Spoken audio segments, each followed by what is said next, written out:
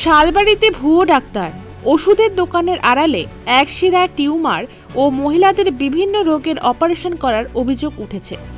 যোগ্য স্বাস্থ্যকর্মীরা নীরব দর্শক। অভিযোগ, কিছু চতুর ব্যক্তি নিজেকে বড় ডাক্তার হিসেবে পরিচয় দিয়ে দ্রুত আরোগ্যের নামে পার্শ্ব প্রতিক্রিয়াযুক্ত ওষুধ ব্যবহার করছে।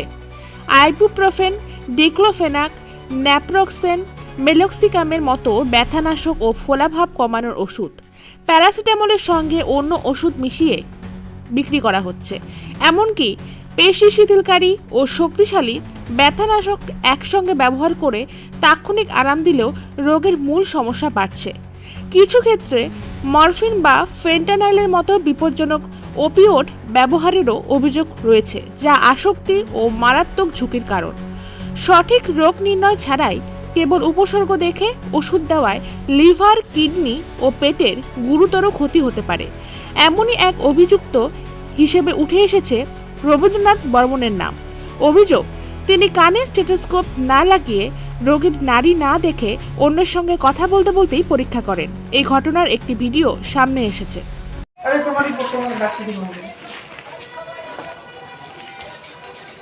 ওখানে দেখ, খাতা দেখ। হ্যাঁ,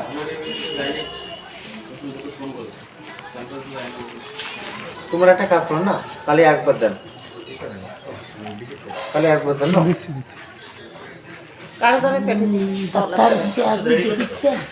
কালকে আর একবার দেন, কথা বলে তোমার দেখেন না, খালি পেছাবটা কারো দ্বারা পাঠিয়ে দিবেন, ওই রিপোর্টটা দেখেনি, ওদিকে করে নিয়ে ওদিকে দেখেন। তারপরে তো ফোন করি কবে এলে নাম্বার দিয়ে যাস, পয়সা দিবেন না বেলা তো পেছাবটা দিয়ে যাবেন। ছাওলার দ্বারা পেটে দিতে। রবীন্দ্রনাথ বর্মন রোগীর মন জয় করে তাকে ওষুধের দোকানের পাশের অপারেশন থিয়েটার রুমে নিয়ে যাচ্ছেন। চলুন সেটা দেখি।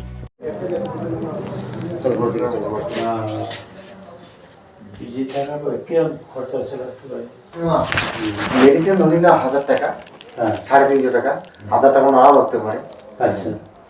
মানে 2000 টাকা ধরেছি, 2000 টাকা, 2000 টাকা ধরে আসলে হয়ে যাবে না। আর যদি কোনো কারণে রিপোর্টের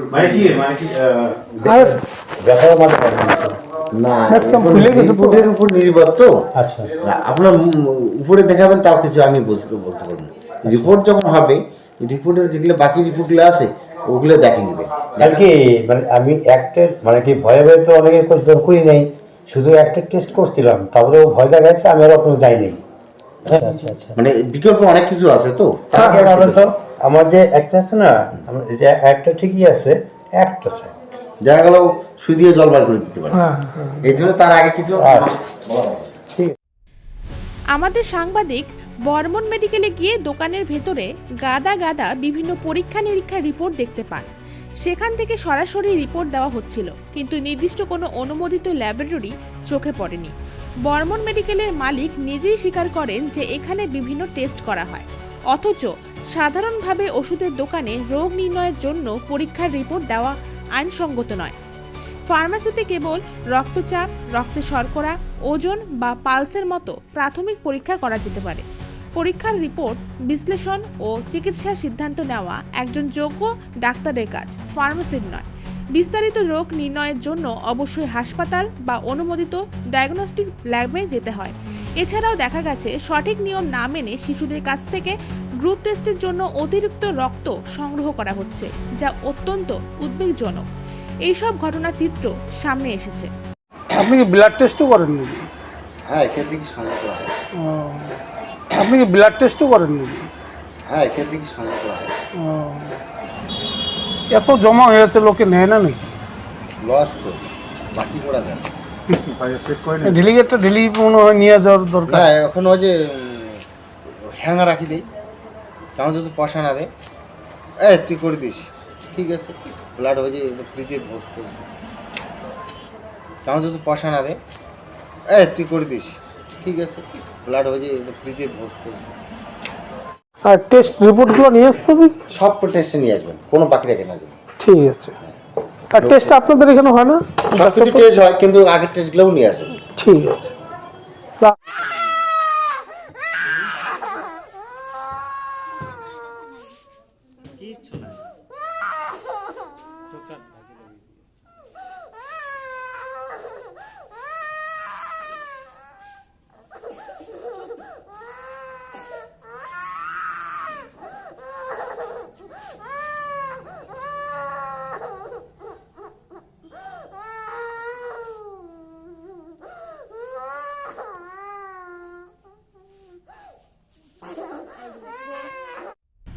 বর্মন মেডিকেলে কি আদৌ কোনো নিবন্ধিত ফার্মাসিস্ট মজুদ থাকে? রবীন্দ্রনাথ বর্মন তিনি কি ডাক্তার নাকি ফার্মাসিস্ট নাকি অন্য কোনো পরিচয়ে চিকিৎসা কার্যকলাপ চালাচ্ছেন তা কিন্তু স্পষ্ট নয়।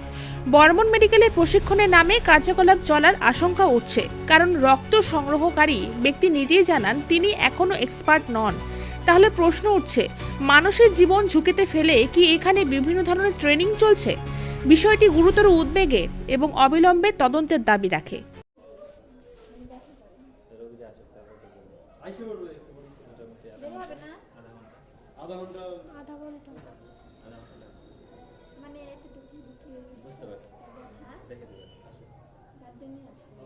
আমি এখনো অতটা এক্সপার্ট হই নাই, এর জন্যই একটু বসে। এখনো অতটা এক্সপার্ট হই নাই, এর জন্যই একটু বসে। কতক্ষণ লাগবে? ড্রেসিং করতেছে একটা পড়া মোটামুটি ঘন্টাখানেক। এক ঘন্টার মতো আধা ঘন্টা লাগবে। আরো আধা ঘন্টা লাগবে এখন তো।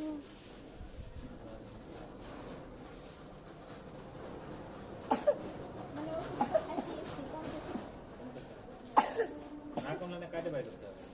ওইটাই তো মানে পরামর্শটা করে তো এখানেই করে, তার জন্যই আসি। মানে যদি না কমলে না কাটে বাইরে করতে হবে। ওইটাই তো মানে পরামর্শটা করে তো এখানেই করে, তার জন্যই আসি। মানে যদি না কমে তাহলে কেটে বাইরে করতে হবে। এটা ডাক্তার বুধবার দিন আসে, ডাক্তারের সাথে কথা বলতে হবে। ওষুধ খেলে কমবে না? ওষুধ খেলে কমবে না? দেখতে হবে। প্রথমে তো কোনোদিনও প্রথমে অপারেশনে দিয়েছেন কোনো ডাক্তারই দেয় না। হ্যাঁ, আগে দেখবে, অন্তত 2-3 সপ্তাহ দেখবে যে ওষুধে কোনো ইমপ্রুভ হচ্ছে কিনা। যদি না হয় তাহলে কিচ্ছু না, টিউমার অপারেশন, চামড়াটা কেটে দিয়ে বাইরে তাও দিয়ে কত টাকা খরচা করবো? অবসর পরে বলবা। হ্যাঁ, এখন জিনিসটা দেখলামই না, ডাক্তাররা না একটা আইডিয়া আছে না? আইডিয়া করে ভাবেন যে আমার ওষুধেই শেষ হয়ে যাবে। কাটাকাটি সিন মানে ওখানে একটু সমস্যা হয়, তাই না? মানে যেটা সুবিধা হয় আপনার সুবিধা মানে ওষুধেই কম, বেশিরভাগ ওষুধেই কম। না না খাচ্ছে যে আজকে 1-1.5 মাস থেকে ওষুধ খাইতেছে। ওষুধ খাচ্ছে, হ্যাঁ, এখন এই যে এই জায়গার কথা শুনলাম, তবে না নিয়ে নাহলে কাটা বার করতে হবে। তাহলে উনি কবে আসবে নিয়ে এখানে যে বললো দিন? এখন তো আসবে, আধা ঘন্টা পরেই আসবে। আরো আধা ঘন্টা বসতে লাগবে? আধা ঘন্টা বসতে লাগবে। একটু বসেন, কথা বলে যান, এটাই ভালো। তোমাকে বইটা আর ওদের 3টা গ্রুপ তো 300 টাকা। 300 টাকা হইছে মানে যে গ্রুপ টেস্ট। ওদেরটা বলো হ্যাঁ, ওদের তো না তোমাদের না তো। এই জায়গা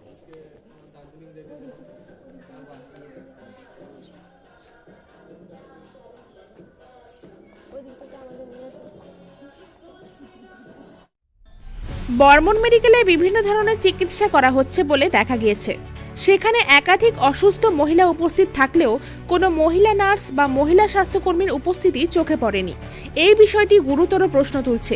চলুন দোকানের সেই ছোট্ট ভিডিওটি দেখে নেওয়া যাক। এখানে কোনো রিপোর্ট নাই, আমি পাচ্ছি না, ঠিক আছে? এবার সে বিলেও দেখতেছে অথবা সেটাও দেখতেছে, ওখানে কোনো মানে রিপোর্ট নাই।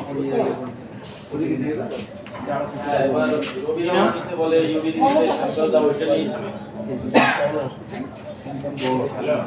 ওইটা নিয়ে ওইটা নিয়ে চিল্লাচিল্লি করছে। আমি পরে ফোন করবো।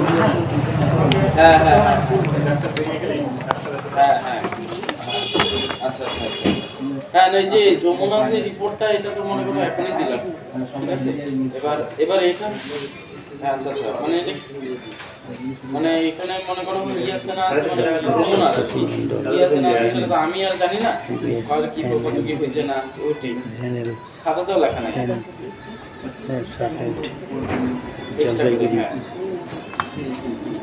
ঠিক আছে, মানে আমি না নতুন বলে কোনো টেস্ট হয়নি তো? ঠিক আছে, ওকে ওকে। ওষুধগুলো বার করে দাও।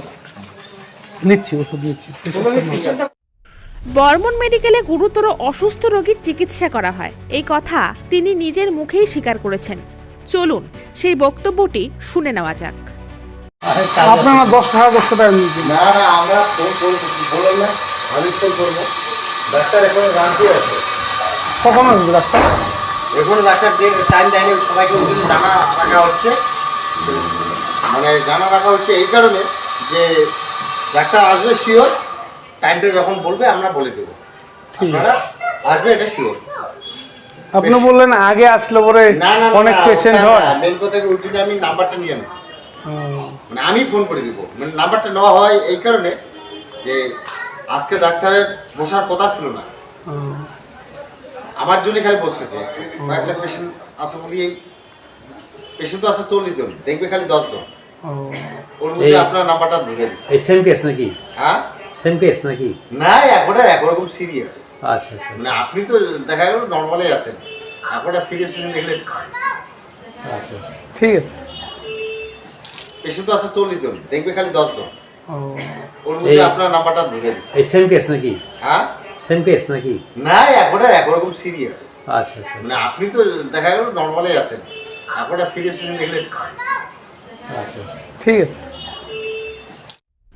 বর্মন মেডিকেল কিভাবে দিনের পর দিন এই অবৈধ চিকিৎসা চালিয়ে যাচ্ছে, সরকারি ডাক্তাররা শালবাড়িতে এসে কিভাবে রবীন্দ্রনাথ বর্মনকে সহযোগিতা করছেন, সরকারি ডাক্তারদের ডিউটি সব তথ্য বর্মন মেডিকেলে থাকলেও জলপাইগুড়ি থেকে এসে সারা রাত অপারেশন করার মতো কাজ কি যথাযথ? সরকারি প্রতিষ্ঠানে চিকিৎসার মনোভাব নিয়ে সত্যি প্রশ্ন উঠছে।